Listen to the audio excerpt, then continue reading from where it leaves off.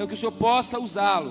Que aqueles que estão em casa, Senhor, ó Deus, não fiquem inquietos, não fiquem ansiosos. Escutem o que o Senhor tem para falar, porque a sua palavra é alimento para a nossa alma. Em nome de Jesus nós te oramos, colocamos a vida do teu servo para a glória e louvor do teu eterno nome. Em nome de Jesus. Evangelista Gilmar. Saúdo a todos com a paz do Senhor Jesus.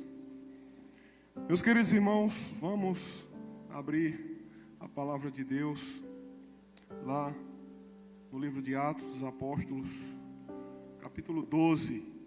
Vamos estar fazendo a leitura da palavra dentro do tempo que nos coube, nós podemos fazer uma exposição da palavra. É verdade que nós vivemos dias difíceis. Nós vivemos dias de luto, como o pastor tem dito aqui, o pastor Jean também, nas suas lives, nas suas pregações. Mas a gente nunca pode esquecer de uma coisa. Como disse o salmista no seu cântico: o Senhor dos exércitos está conosco. O Deus de Jacó é o nosso refúgio. Pode não ter vaga no hospital, pode não ter emprego, a porta pode estar fechada. Ora, não estaria Deus provando a nós nos nossos louvores? A Bíblia diz que o homem é provado nos louvores, lá em Provérbios. Quando nós cantávamos nos últimos anos, se Deus fizer, Ele é Deus. Se não fizer, Ele é Deus. Se a porta se abrir, Ele é Deus. Se fechar, continua sendo Deus. Se a doença vier, Ele é Deus. Se curado for, Ele é Deus. Se tudo der certo, Ele é Deus. Mas se não der, continua sendo Deus. Não o adoro pelo que Ele faz, eu adoro pelo que Ele é. Nós cantamos isso nos últimos anos. Será que nós agora, na hora da provação, vamos nos esquecer disso que cantamos? É tempo de nós refletirmos a nossa fé em Deus, mas de lembrar de que lá no livro de Jó está escrito: nu saí do ventre de minha mãe e nu voltarei para ela. Deus me deu, Deus o tomou, bendito seja o nome do Senhor. Ah, irmãos, como isso é difícil de nós exercitarmos na prática do dia a dia e da fé cristã. Mas quando nós olhamos para a igreja, quando nós olhamos para o testemunho da igreja primitiva, quando nós olhamos para o testemunho dos apóstolos e vemos neles a fé, a esperança, o amor, a determinação e a alegria que os moveu, nós somos também tomados, porque o mesmo Espírito é aquele que está em nós, nos alegrando também nos nossos dias. Parece até contraditório, no meio de uma situação caótica como nós estamos, ainda podermos nos alegrar. Mas isso só é possível porque Deus não nos deu um espírito de temor e de medo, mas nos deu um espírito de fortaleza, para que pudéssemos chegar como Paulo, na carta aos Filipenses, no capítulo 4, antes de dizer, posso todas as coisas naquele que me fortalece, dizer para os irmãos: regozijai-vos sempre no Senhor. Outra vez vos digo, regozijai-vos. E ele não estava dizendo isso em um dos momentos melhores da sua vida, ou um dos melhores momentos da sua vida, não. Ele estava dizendo isso em momentos de aflição, em momentos de prisão, em momentos de desamparo, em momentos de abandono, em momentos de apostasia, que muitas pessoas tinham abandonado a fé, muitos amigos do Evangelho tinham deixado, tinham traído e tinham o largado só. Mas ele disse: alegrai-vos no Senhor. Outra vez digo, alegrai-vos. É dupla alegria no Senhor. Isso só é possível com a presença do Espírito Santo. E por isso, eu quero compartilhar com os irmãos essa parte, uma parte do livro de Atos. Quero narrar para os irmãos um pouco do que o Senhor fez através da vida da igreja, nesses primeiros dias da igreja militante por Jesus Cristo na terra, que nós vemos em Atos Apóstolos. Quero primeiro ler o texto do capítulo 12, para depois fazermos uma análise dentro desse contexto, para que possamos entender isso aqui que está escrito. Capítulo 12 de Atos diz assim as Sagradas Escrituras: por aquele mesmo tempo, o rei Herodes prendeu alguns da igreja para os maltratar. Mandou matar a espada Tiago, irmão de João. Se puder dar um retornozinho aqui, que eu estou sem ouvir aqui o retorno. Mandou matar a espada Tiago, irmão de João. Vendo que isso agradara aos judeus, continuou mandando prender também a Pedro. Isso aconteceu nos dias dos pães sem fermento. Havendo-o prendido, trancou na prisão, entregando a 4 grupos de 4 soldados, ou seja, a 16 soldados, para que os guardasse, querendo apresentá-lo ao povo depois da Páscoa. Pedro estava na prisão, mas a igreja fazia contínua oração por ele a Deus. Na noite anterior do dia em que Herodes estava para apresentá-lo, estava Pedro dormindo entre 2 soldados, preso por 2 algemas, e as sentinelas na porta guardavam a prisão. De repente apareceu um anjo do Senhor, e brilhou uma luz na prisão. Tocando em Pedro do lado, despertou, dizendo: levanta-te depressa. E caíram-lhe das mãos as algemas. Disse-lhe o anjo: vista-se e calça as tuas sandálias. E ele o fez. Disse-lhe mais: coloca nas costas a tua capa e segue-me. Pedro, saindo, seguia e não sabia que era real o que o anjo estava fazendo, mas pensava estar tendo uma visão. Quando passaram a primeira e a segunda guarda, chegaram à porta de ferro que dá para a cidade, a qual se lhe abriu sozinha. Tendo saído, percorreram uma rua e logo o anjo se afastou dele. Pedro, voltando a si, disse: agora sei verdadeiramente que o Senhor enviou o seu anjo e me livrou da mão de Herodes e de tudo o que esperava o povo judeu. Depois de perceber isso, foi até a casa de Maria, mãe de João, que tinha por sobrenome Marcos, onde muitos se encontravam reunidos e oravam. Batendo Pedro na porta do pátio, uma criada chamada Rode saiu para atender. Conhecendo a voz de Pedro, de alegria não abriu a porta, mas correndo para dentro, anunciou que Pedro estava à porta. Disseram-lhe: estás fora de ti. Mas ela afirmava que era verdade. Então disseram: é o seu anjo. Pedro, porém, continuava a bater, e quando abriram, viram-no e se espantaram. Sinalizando ele com a mão para que se calassem, contou-lhes como o Senhor o tirara da prisão. E disse: contai isso a Tiago e aos irmãos. Então partiu para outro lugar. De manhã houve grande alvoroço entre os soldados sobre o que teria acontecido a Pedro. Quando Herodes procurou e não os achou, interrogou os guardas e mandou que fossem executados. Partindo da Judeia para Cesareia, ficou ali durante um tempo. Amém, irmãos? Este texto da palavra de Deus, para mim, é um texto muito especial.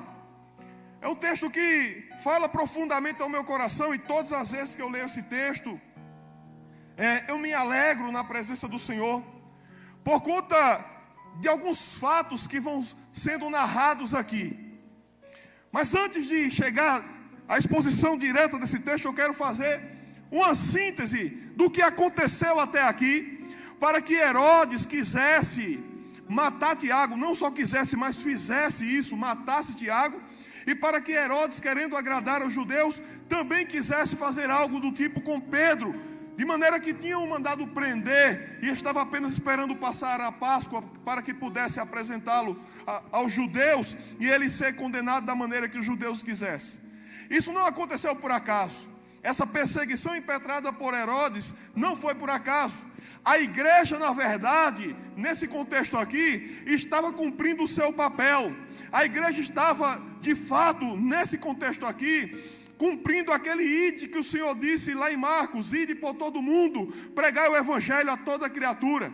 Mas nós sabemos muito bem disso, que quando a igreja ela se põe a sair para pregar o evangelho, a falar do evangelho, a proclamar o evangelho, nós sabemos que o inimigo se levanta.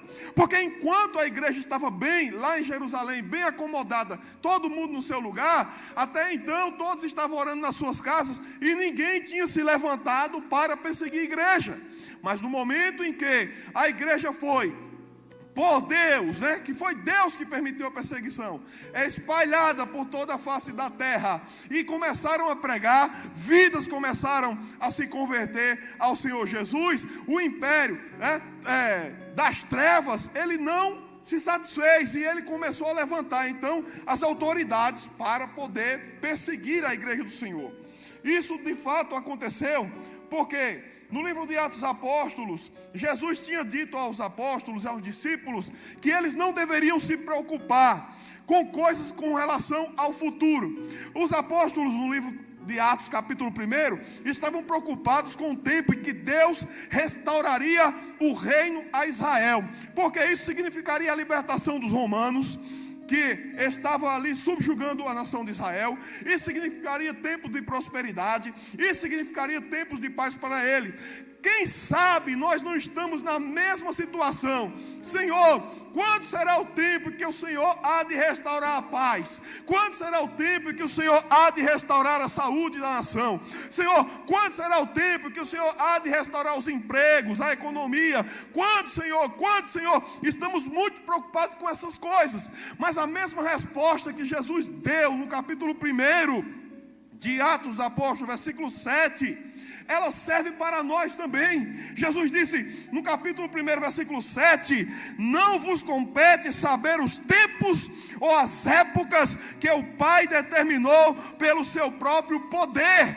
Não compete a nós sabermos quando, mas compete a nós uma coisa. O versículo 8, quando ele diz assim: no entanto, recebereis poder ao descer sobre vós o Espírito Santo, e sereis minhas testemunhas, tanto em Jerusalém como em toda a Judeia, Samaria e até aos confins da terra. Então importa a nós nesses últimos tempos em saber que há uma providência de Deus para a nossa vida, que é o poder de Deus sendo revelado em nós através da presença do seu Espírito Santo em nossa vida, nos capacitando a testemunharmos de Jesus em dias de trevas, em dias de perturbação, em dias de angústia, como nós estamos vivendo. Nós ainda estarmos de pé na presença dele e dizermos: estamos de pé, porque o Senhor nosso Deus está conosco, nos fortalecendo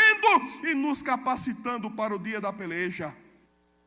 Porque muitos nesse mundo de trevas, muitos desses dias de trevas estão sucumbindo, muitos estão perdendo a sua fé, muitos estão desanimando, muitos estão voltando atrás. Mas eu quero dizer para você, meu irmão e minha irmã, a presença do Espírito Santo em tua vida, e ela não depende de um templo, ela depende tão somente que você esteja com o coração quebrantado e contrito na presença do Senhor. Depende tão somente que você tire um tempo do seu dia para fazer uma oração ao Senhor. Não precisa ser 1 hora, 2 horas de oração, não.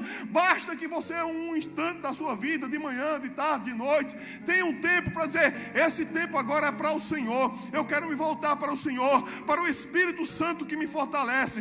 Tenha um tempo para orar, tenha um tempo para apresentar a sua casa, tenha um tempo para ler a palavra de Deus e se fortalecer com os testemunhos. Daí, no livro de Atos dos Apóstolos, eles recebem essa comissão, esse poder da parte de Deus, essa promessa. No capítulo 2 ela se concretiza, não importa o tempo. Veja que eles pensavam uma coisa e Jesus fez outra.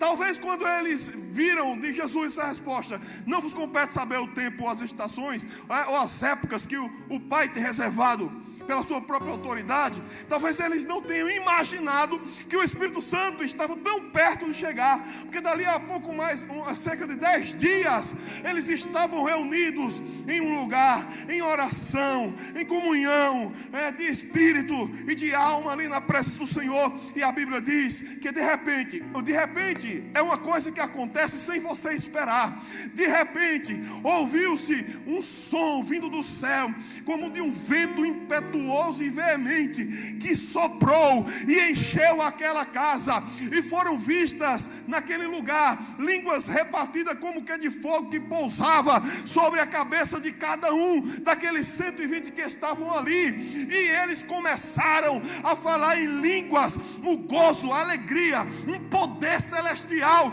se apoderou da vida de cada um deles ali. Olha, irmãos, eles ficaram de pé. O texto diz que eles estavam sentados, mas depois, através da narrativa, nós vimos que eles ficaram de pé, e eles saíram, e o mundo que estava todo ali reunido, multidões de todas as nações que vieram para Jerusalém, para a festa de Pentecoste, viram aquele estrondo, aquelas línguas, aquele poder descendo naquele lugar, e começaram a convergir as multidões para lá, as multidões para lá. O que é isso que está acontecendo? É 9 horas da manhã, que loucura é essa? Oh, meu Deus, que coisa grande. Eu fico imaginando aquilo, aquelas ruas de Jerusalém apertadas e as multidões convergindo para o mesmo lugar. Imagina o corre-corre, empurra-empurra. Eu posso imaginar as pessoas querendo chegar para ver o que está acontecendo, o que está acontecendo. Eles estão falando aí línguas da nossa própria nação. São várias nações que estão aqui. Esse grupo aí está falando em línguas que falam para todas as nações. O que é isso? Esses homens não estudaram isso. Será que eles estão bêbados? Pedro, aquele que negou Jesus diante de servas. Olha, irmãos, no contexto da tradição judaica, a mulher era um ser, dentro daquele contexto, que não tinha sequer voz de testemunho. Quando elas testemunharam da ressurreição de Jesus, eles nem acreditaram. Quanto mais para você chegar diante dela e negar alguém. Mas Pedro negou Jesus 2 vezes diante de mulheres, certo?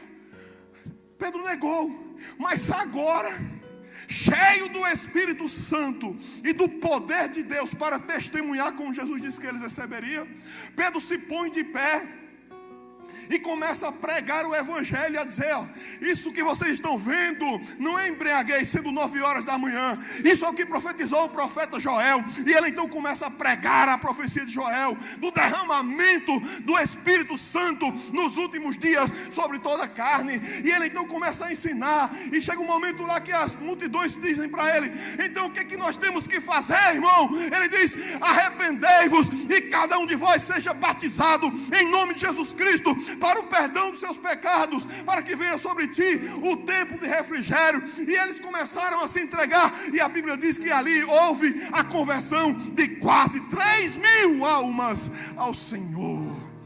O impacto estava causado. Oh, o meteoro estava vindo, tinha chegado à terra. A pedra que foi cortada sem auxílio de mão, e lá em Daniel já tinha impactado a terra, e estava crescendo e se tornando uma montanha. Um pouco mais adiante, no capítulo 3, aleluia, vamos seguindo aqui. O mesmo Pedro, e com João, um de seus companheiros, cheio do Espírito Santo, sobem a oração das 3 horas da tarde no templo. E quando vão chegando lá, a porta do templo tem um homem, 40 anos de idade, nunca tinha se posto de pé porque nasceu aleijado, paralítico, estava sempre a esmolar naquela porta. Todos o conheciam, afinal de contas eram 4 décadas de vida. Ninguém nunca tinha trazido algo tão especial para ele. Era apenas restos, moedas, sobras, esmolas. Naquele dia ele olha para os apóstolos e pede, como de costume, uma ajuda. Pede, como de costume, uma esmola. Mas Deus estava naquele momento querendo tirar ele daquela situação. Olha, irmão, quando Deus quer, é extraordinário, é de repente. Ele também não imaginava que aquele dia seria o dia da sua vitória. Ele olha para Pedro e diz: me dá alguma coisa. Pedro fita os olhos dele e diz: nós não temos prata nem ouro, mas o que temos, isso te damos. Em nome de Jesus Cristo, o Nazareno, levanta-te e anda. E a Bíblia diz, irmãos, que a fé daquele homem era uma fé também tão extraordinária na palavra que Pedro deu, que a Bíblia diz que ele saltou, ele pulou na presença dos apóstolos. E a Bíblia diz que ele subiu as escadas saltando e pulando e correndo, de tamanha alegria que Deus tinha o enchido naquele lugar. De repente, Deus pode trazer na tua vida aquilo que você menos está esperando. Você nem sonhou, nem projetou, mas Deus tem preparado um dia do teu milagre. Aleluia. E Ele ali dá testemunho. As multidões convergem novamente. Eles começam a ensinar em nome de Jesus Cristo. Eles começam a ensinar que aquele milagre ali não foi a santidade deles, de Pedro nem de João, de forma nenhuma, que eles eram homens como qualquer outros, mas que aquele estava sendo curado ali por causa do nome de Jesus Cristo. Aleluia, por causa do nome de Jesus Cristo. E por conta disso, irmãos, no capítulo 4, a Bíblia diz que houve uma grande inveja do Sinédrio. Eles invejaram a ousadia, eles invejaram a autoridade, eles invejaram o poder que estava na vida dos apóstolos. E daí eles quiseram então proibi-los de pregar o evangelho. E eles foram chamados na presença do Sinédrio. Os apóstolos foram chamados na presença do Sinédrio. Sabe por quê? Capítulo 4, versos 2. Perturbaram-se muito de que ensinasse o povo e anunciassem em Jesus a ressurreição dentre os mortos. As autoridades religiosas, os poderosos da terra, muitas vezes continuam na mesma posição desses homens aqui. Eles não aceitam a pregação do evangelho genuíno. E quando alguém está se levantando e pregando o evangelho genuíno, o evangelho do amor, da misericórdia, da graça, o evangelho que é fora da religiosidade, que é fora de uma vida de aparências, um evangelho que trata com o homem nas suas fraquezas, nas suas debilidades, na sua humanidade, mas que o traz para junto de Cristo, onde ele encontra fortaleza, onde ele encontra refúgio, onde ele encontra um espelho, onde ele encontra alguém em quem pode de fato viver uma vida abundante. As pessoas não querem isso. As autoridades religiosas aqui não queriam isso para o povo. Eles trancaram os apóstolos na prisão. Aleluia. E depois, o que aconteceu quando eles trancaram os apóstolos na prisão? O texto diz aqui, versículo 4 do capítulo 4: muitos, porém, dos que ouviram a palavra, creram, e chegou o número desses a quase 5.000. Não adianta tentar impedir a marcha da igreja. Não adianta tentar prender. Não adianta tentar calar. Porque uma vez que a palavra de Deus saiu da boca do Senhor e veio ao mundo, lá em Isaías nós temos o profeta dizendo que a palavra que sai da boca de Deus, ela não volta vazia, mas ela prosperará naquilo para que o Senhor a enviou. Então pode prender, meu querido, pode matar, pode fazer o que quiser, prende um, mata um, levanta-se 10, levanta-se 100, levanta-se 1.000, porque o Senhor dos exércitos é aquele que tem levantado este povo na terra. Quem pode calar? Quase 5.000, com 3.000 da primeira pregação, quase 8.000 pessoas já estavam então fazendo Jerusalém tacar fogo no mundo. Aleluia, aleluia, glória a Deus. Eu vou adiantar por conta do horário, mas aqui nós temos um prosseguimento na narrativa. Nós temos um prosseguimento na narrativa.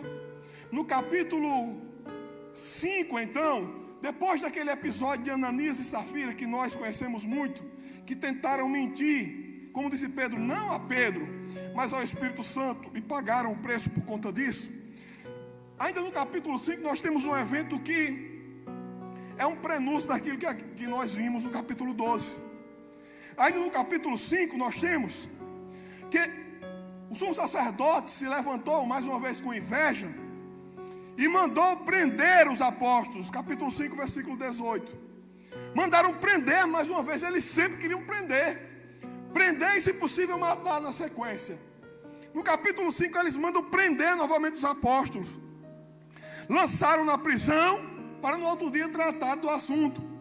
Acontece que no versículo 19 diz que de noite, porém, um anjo do Senhor abriu as portas da prisão, levou-os para fora e disse: ide, apresentai-vos no templo e contai ao povo a mensagem completa desta nova vida. Ouvindo eles isso, entraram de manhã cedo no templo e ensinavam. Oh, aleluia! Que loucura é essa, meu irmão? Alguém foi preso por conta que ele vivia pregando no templo. Do ponto de vista humano, o que acontece se a pessoa se soltar? Ele vai voltar para o templo? Não. Do ponto de vista humano, não. Acontece que quem soltou eles aqui expressou a ordem e disse: eu quero que você vá lá, volte ao templo onde vocês estavam ensinando e vão lá ao povo, contem ao povo a mensagem completa desta nova vida. Olha, meu irmão, a mensagem de Deus, ela tem que ser completa. Se Deus começou uma obra na tua vida e por alguma situação aí está parando no meio do caminho, tu está cabisbaixo, tu está querendo ficar com as ferramentas enferrujadas, ei, eu quero dizer essa noite, o anjo do Senhor vai quebrar essas cadeias que está te aprisionando. O anjo do Senhor vai lá, vai te libertar dessas algemas que estão aprisionando, e você vai voltar para onde você não devia ter saído. Alguém foi lá e tentou impedir, alguém foi lá e tentou prender, mas o Deus que enviou o anjo para libertar os apóstolos e levá-los de volta para onde eles estavam antes, para completarem a mensagem que eles não haviam acabado, Ele também vai fazer isso em tua vida.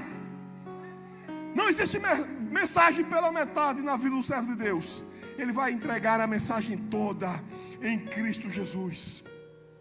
Veja o extraordinário. Chegou pela manhã e foi a hora do julgamento. E os sacerdotes mandaram buscar então, na prisão, os apóstolos que tinham sido presos no dia anterior. E aí no versículo 22 você vê assim, ó: tendo porém ido à prisão, os guardas não os acharam. Voltando, anunciaram: achamos realmente a prisão trancada com toda a segurança, e os guardas que estavam fora, diante das portas, mas quando abrimos, ninguém encontramos dentro. Meu Deus, isso aqui parece filme, irmão. Nem Hollywood pensa um negócio desse. Isso é o extraordinário. Vamos pensar aqui, irmão. Pensa aqui a coisa. Pensa aqui a coisa tão grande que aconteceu. Os guardas estavam na sua posição. As portas estavam fechadas, mas não tinha ninguém dentro da cela. Oh, aleluia! Como foi isso do ponto de vista humano? Como explicar isso? Não tem como explicar do ponto de vista humano. Só quem responde isso aqui é Deus, e nós só compreendemos pela fé em Jesus. Aleluia! Glória a Deus. O anjo fez de uma maneira que estava acontecendo de fato, mas nenhum da guarda percebeu que estava acontecendo. Oh, meu Deus. Eu vou adiantar, irmãos. No capítulo 6 nós temos a indicação dos diáconos. No capítulo 7 nós temos o diácono Estevão, cheio do Espírito Santo, testemunhando o poder de Deus e Cristo em toda a história de Israel, e como o povo de Israel sempre foi duro, incircunciso de coração, e sempre resistiu ao Espírito Santo. E nós vemos que a religião é tão terrível, que a política é tão terrível, que o desejo pelo poder é tão terrível, que o texto sagrado diz que o povo, olhando para Estevão, via a face dele resplandecer como a face de um anjo. Eles viam que aquele homem era um homem de Deus, era um homem santo, mas em nome do poder, em nome da autoridade, em nome da submissão das pessoas ao cargo religioso que ocupavam, eles preferiram matar um santo homem de Deus. Eles matam Estevão. No capítulo 8, nós temos então que se levanta uma grande perseguição. Saulo entra na história. Aqui também, Saulo está participando ativamente ali, como uma das testemunhas que viu Estevão ser morto, e dali por diante ele se tornou também alguém extremamente perseguidor da igreja. Mas no capítulo 8, nós temos muito a falar acerca do Evangelho, porque em Samaria, um homem chamado Filipe, que é servo de Deus, diácono evangelista, ele está pregando em Samaria. Multidões também afluem até Filipe para ouvir a palavra, e eles são curados. E Filipe, em nome de Cristo, opera grandes sinais ali, e muita gente daquela cidade, inclusive uma grande autoridade, um macho chamado Simão, se converte ao Evangelho ali. É depois chamado os apóstolos de Jerusalém, e uma grande obra é feita naquele lugar. No capítulo 9, Paulo de Tarsus, ele vai agora perseguir a igreja que está em Damasco, sob a autoridade dos líderes religiosos da época. Mas lá ele tem, no meio do caminho, indo para Damasco, um encontro com o Senhor, e o Senhor Jesus mostra para ele que quem manda na história é Jesus, não é a religião, não é a autoridade, não é o poder, é Jesus quem manda na história. Quando diz para Paulo, quando resplandece diante dele uma luz, e ele cai, ele diz assim: quem é, Senhor? Ele diz assim: eu sou Jesus, a quem tu persegue. Eu vou mostrar para você, Paulo, que duro será para ti recalcitrar contra os aguilhões. Eu vou mostrar para você que você agora vai ser aquilo que eu quiser. Você não é mais o que você quer, é o que eu quero que você seja. Aleluia. E então nós vemos que aquele que era perseguidor passa a ser perseguido. Ainda em 8, nós temos ainda curas operadas por Pedro, inclusive a ressurreição de Tábita. No capítulo 10, a porta do Evangelho é aberta aos gentios, através da conversão ali de Cornélio, e de como Jesus, através do Espírito Santo, revela-se a Pedro, mostrando para Pedro que ele está santificando aquilo que o povo judeu considerava impuro. E Pedro, ainda no capítulo 10, aliás, no capítulo 11, Pedro em Jerusalém vai fazer a defesa da sua pregação para os gentios, porque muitos crentes em Jerusalém estavam rejeitando a pregação do Evangelho para os gentios. No entanto, Pedro, no capítulo 11, e capítulo 11, versículo 14, diz assim: que te dirá que Cornélio tinha ouvido a mensagem e tinha enviado alguém para trazer Pedro para ouvir a palavra, porque o anjo tinha dito a ele assim, capítulo 11, versículo 14: que te dirá palavras pelas quais serás salvo, tu e toda a tua casa. Quando comecei a falar, desceu sobre eles o Espírito Santo, como também sobre nós no princípio. Lembrei-me então do que o Senhor disse: certamente João batizou com água, mas vós sereis batizados com o Espírito Santo. Portanto, se Deus lhe deu o mesmo dom que a nós, quando cremos no Senhor Jesus Cristo, quem era eu para que pudesse resistir a Deus?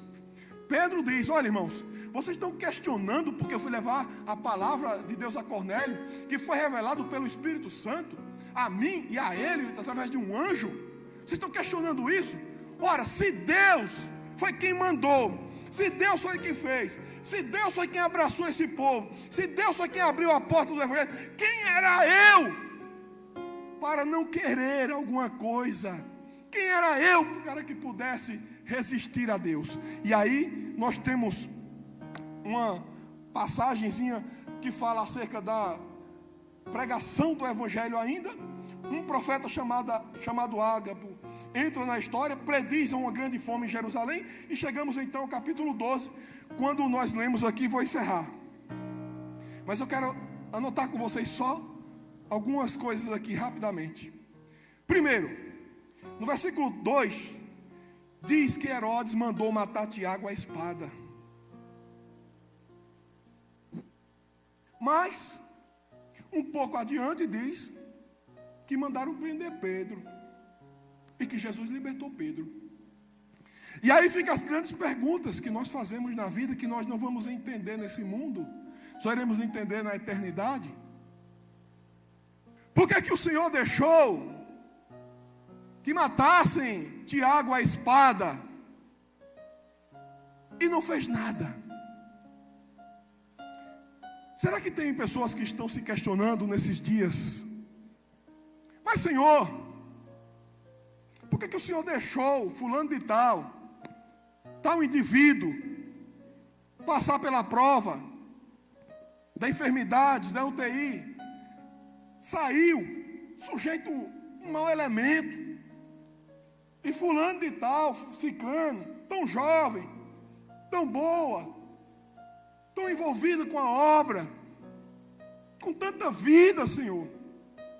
Por que o Senhor deixou uma senhora de 103 anos sair da UTI, e minha filha e meu filho com 20 anos, 30 anos, 40 anos, o Senhor não curou, o Senhor não fez nada? Somente a fé na soberania de Deus, de saber que Deus ele opera como Ele quer, quando Ele quer, que o filho não é meu, que a esposa não é minha, que a mãe não é minha, mas que tanto eu, como ele, como você, como vocês que estão me ouvindo lá na internet, como todos nós, todos somos ovelhas do seu pasto, e que Ele chama na hora que Ele quer, e que Ele ordena na hora que Ele quer, e que não há porque nós queremos questionar a Deus, mas sim buscar em Deus a força necessária para passar por essa prova, sabendo também que estamos na mesma caminhada, e que mais cedo ou mais tarde nós também partiremos para a eternidade, e como nós devemos ter em Deus a esperança de que um dia iremos nos encontrar novamente nas mansões celestiais. Oh, aleluia! Isso é maravilhoso, irmãos. Isso é maravilhoso. Tiago foi morto à espada, mas Pedro foi preso, e Deus age com providência. Agora veja a preocupação do homem que está para ser morto, do homem que está para ser julgado. 16 soldados romanos. Olha a diferença desse daqui para os soldados que prenderam os apóstolos primeiro, lá no capítulo 5.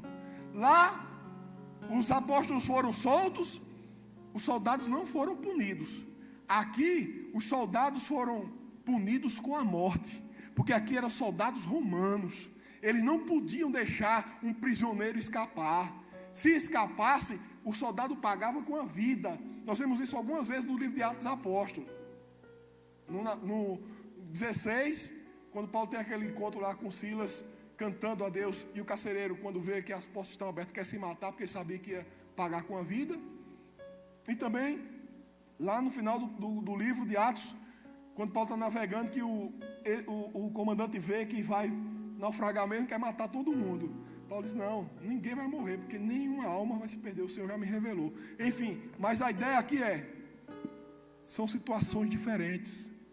Agora é extraordinário, olha só, o homem está lá, Pedro, no meio de 2 soldados, que o texto diz aqui claramente, ó, estava entre 2 sentinelas, entre 2 soldados, estava Pedro, algemado, 2 algemas, mais sentinelas na porta, eram 16 homens, mais sentinelas na porta, a porta fechada, a chave, mais sentinelas na porta. A Bíblia diz aqui que tinha 2 portas na prisão e ainda uma terceira que dava para a rua. Eita Jesus! Tinha como sair, humanamente falando? Impossível. Impossível. Talvez sua situação esteja assim. É amanhã. Não tem mais jeito. Só tenho mais um dia. Pedro podia estar pensando isso. Sabe o que Pedro estava fazendo? Estava dormindo. Estava dormindo. Tem gente que tem uma conta. Tem gente que chegou ao desemprego, perdeu o sono. Acabou-se, agora não dorme mais. Pedro, diante do caos, estava dormindo. Sabe por quê? Porque ele sabia quem estava no controle da sua vida. Estava dormindo. O anjo chega, cutuca ele. O texto está aqui. Acorda, Pedro. Tocou do lado dele. Acorda, Pedro. E ele desperta. Versículo 7. Com aquela luz que brilhou naquele lugar. Aí o anjo diz para ele: levanta-te depressa. Na mesma hora que o anjo fala, caíram das mãos as algemas. Quando a voz de Deus foi ecoada, seja através de um homem, seja através de um anjo, porque Deus usa as suas criaturas para falar, as algemas vão ser quebradas. Aleluia. Disse-lhe então o anjo: vista-se e calça as tuas sandálias. E ele o fez. Disse-lhe mais: coloca nas costas a tua capa e segue-me. Pedro saindo seguia, e não sabia que era real o que o anjo estava fazendo, mas pensava estar tendo uma visão. Quando passaram a primeira e a segunda porta, chegaram à porta de ferro que dá para a cidade, a qual se abriu sozinha. Olha só, aquela tecnologia que assim, eu fui criado num sítio, né? A primeira vez que eu vi na vida, chegando na cidade, aquela porta se abrindo no shopping, eu até me espantei, né? Que negócio é esse? Que não tem ninguém aqui, a porta se abre, se fecha sozinha, né? O cara vai assim, o cara se espanta, né? Quem nunca viu na vida, isso, a gente diz, isso aqui é tecnologia, ó, não precisa nem de gente para estar abrindo. Essa tecnologia, o céu já conhece faz tempo. Aleluia! E quando um ser celestial desceu à terra, chegou dentro da porta, a porta se abriu sozinha, está aqui. Aleluia! Talvez foi até daqui que tiraram a ideia de fazer isso, né? Quem sabe? E aí, a Pedro vai e passa, e diante de tudo aquilo que está acontecendo, a sensação que Pedro tem é que aquilo não é real.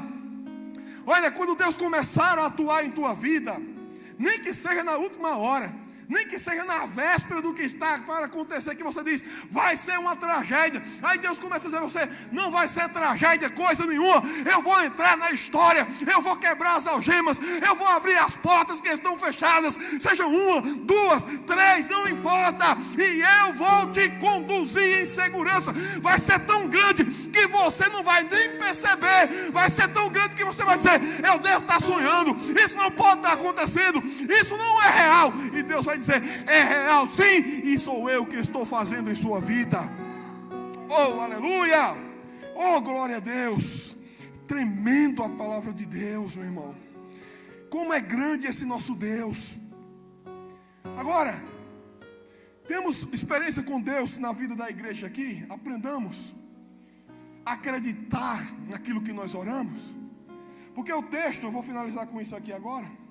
O texto diz que a igreja estava continuamente orando por Pedro, porque ele estava preso. Mas na hora que Pedro bate a porta e a menina anuncia que era Pedro, a igreja crê? Não crê. Não sejamos incrédulos, mas crentes, irmãos, como Jesus disse. Porque a gente ora pedindo para Deus fazer, e quando Deus está usando os seus meios, que os meios começam a chegar, que a bênção começa a chegar, meu irmão, a gente não crê. Vou nada, isso não é Deus não. Alguém olhou e não é Pedro não, você está confundindo, menina, você está delirando. Deve ser o seu anjo. Talvez existisse uma crença do anjo da guarda na época, algo parecido com isso, né? É o seu anjo, é alguém parecido com Pedro, um espírito parecido com Pedro. Não é. É a bênção mesmo que chegou e está batendo a porta. É aquilo pelo que você sempre orava, que está batendo a porta, está ali. Levante-se, vá lá, abre a porta e deixa a bênção entrar, meu irmão. Oh, aleluia, aleluia. Não receie, não tenha medo, confie no Senhor, o teu Deus, que Ele é aquele que está fazendo a obra. Finalizo aqui então com essa palavra.